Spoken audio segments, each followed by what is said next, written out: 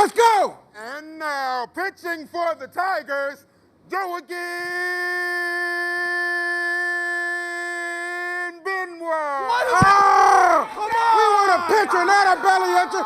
Send that bum back to the minors. Hey, I can't see. Who is batting? I can't even see. Hey, kid, take a seat. Are you talking to me? Please? Come on, man. Dude, I got you. Oh. I got you. Come on, dude. Yeah! Racial tensions reached an all-time high at today's Tigers game. Two young men exchanged hostile remarks during the 7th inning. Some witnesses said that they feared for their lives. Martha Jones, a Grosse Pointe resident, observed the conflict. I was just appalled by this behavior. This was Jimmy's first Tigers game. We expected a classic American pastime, ballpark hot dogs, take me out of the ball game. You know what I mean? But now, his eyes and his ears have been tarnished by this gang activity. It's terrible, just terrible. You heard it first, gang. The turf wars have been brought to the ball game.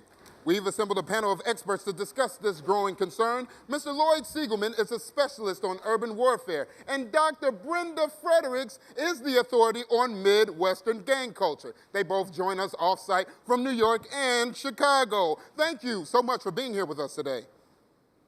Good to be here. Thank you for having us, Hank. Now tell us, how common is this hostile activity here in Detroit? The truth of the matter is that this is happening every day. People can walk down the street without encountering some sort of gang activity, whether this be saggy pants or bling-bling jewelry. Terrible. I'm afraid I'm going to have to agree with Dr. Fredericks on this, Hank.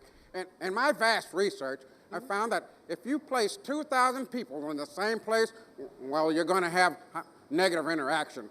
And in my opinion, this type of hostile interaction that we're experiencing today is 34% more likely to occur in Detroit. Gang warfare, 34% more likely to occur in Detroit than anywhere else in the world. You heard it here first. Let's look at the numbers here. You can't fake numbers. Based on my research, 8 out of 4 police encounters involve gangs. Oh, that's quite the finding, Doctor. Tell me, what have your personal experiences been like here in Detroit? You're killing me here, Hank. Oh, that's a good one. I'm sorry? I'm actually never been to Detroit. Wait, Lloyd, you haven't, have you? What, me? No, well, I did stop for gas in Pontiac once. Oh, you brave soul. Oh, thank you so much for your excellent insights. And now we move on to a story about a girl who moved to Detroit despite her being a native Michigander. Her story of naivety. It's just a tragedy. Please, tell us your name, young lady. Cindy. Why? Oh, well, it was my great-grandmother on my dad's side. No. What occurred in your life that gave you no other option but to move here to Detroit? Actually, I chose to live here. Excuse me? For my job. I work for a company downtown. How are you surviving? It's a transition from college, but I'm managing all right. I love going to see the Red Wings play, and the traffic can get bad, especially when the Tigers play. Yes. If I can have... I'm still trying to figure out the bus system. Oh, and once I got lost trying to get back on Telegraph. Thank you. Our Amelia Earhart lost into the darkness that is Detroit. Her story is a tragedy indeed. No, wait a second. I was just lost for like 20 minutes. I just stopped at a gas station and asked some guy how to get back. Wait a minute. You stopped at a gas station in Detroit?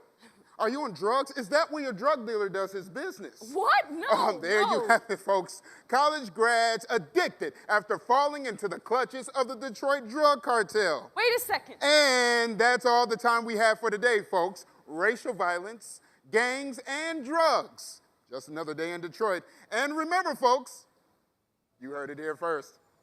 Yeah!